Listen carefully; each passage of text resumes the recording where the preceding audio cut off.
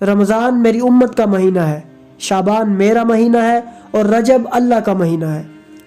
यह वो महीना है जिसकी तैयारी ज़रूरी है। ये वो वक्त है जब अहले बैत के फ़रामीन को समझना, उन पर अमल करना और उनके ज़रिए कुरान को पहचानना ज़रूरी है, क्योंकि कुरान और अहले बैत एक हैं। जो इनसे अलग हुआ वो हकीकत से भी अलग हुआ। नाज़रीन, जाफ़र बिन मोहम्मद अलवी ने इमाम हसन असगरी अलैहिस्सलाम से सवाल किया, रोज़े क्यों फ़र्ज किए गए, इनकी इल्लत और हिकमत क्या है? इमाम ने फरमाया, अल्लाह ने रोज़े इसलिए वाजिब किए हैं ताकि सरवतमंद लोग भूख का एहसास करें और बेनवाओं और फ़कीरों की खबर लें। ये रोज़े सिर्फ इबादत का एक ज़ाहरी अमल नहीं, बल्कि एक तरबियत है, एक एहसास है, एक कुर्बत है।